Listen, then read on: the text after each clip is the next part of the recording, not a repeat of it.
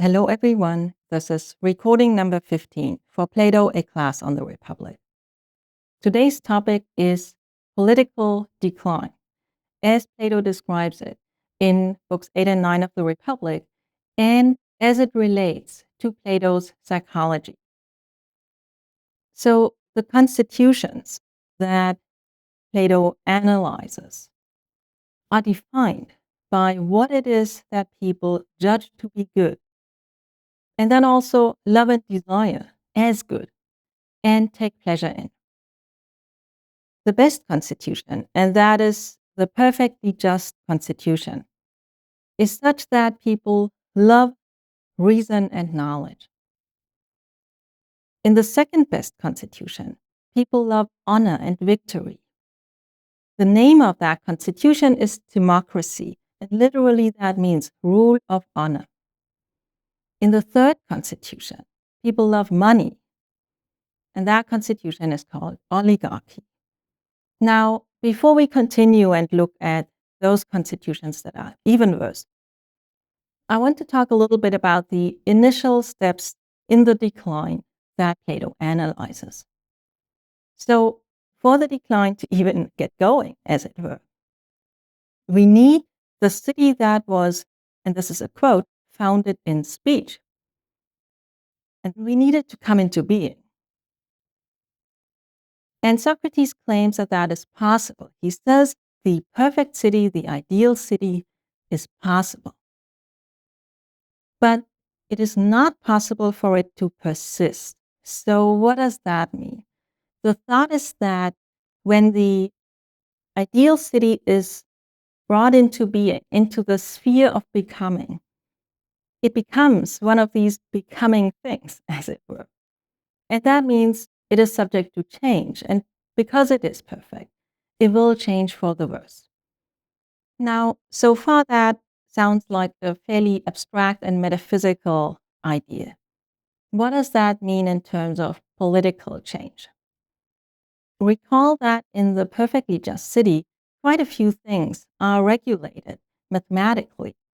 So we have these officials who calculate who should marry whom and who should have children with whom and so on. And the thought is that they will eventually make mistakes. So that means that we will have a few people in the next generation whose mindset is not entirely oriented toward reason and knowledge. And now is the moment sort of to recall Plato's tripartite psychology, where we have reason as the first part of the soul, and then we have spirit, and the lowest part of the soul is the appetitive part. So once we have these people who are not entirely oriented toward reason, they will be, as it were, one notch down. They are spirit-like people, as Socrates puts this. And that is, they love honor and victory. So now we are in democracy. But here's another thing about Plato's psychology to recall. The only way for someone's psychology to be stable is that reason governs the soul. And we no longer have that because now we are in a condition where spirit is the dominant part, as it were. So that means that in this democratic soul, the appetites will also become more powerful and grow.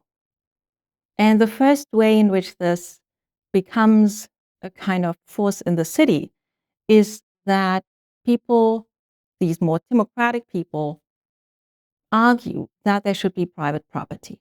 And eventually they win this argument. So what does that mean? Private property is introduced, the city is divided up into estates, and that means that also the population will be divided up. We will have people who work in these estates, and then we have those who own the estates and who take on leadership positions in the city.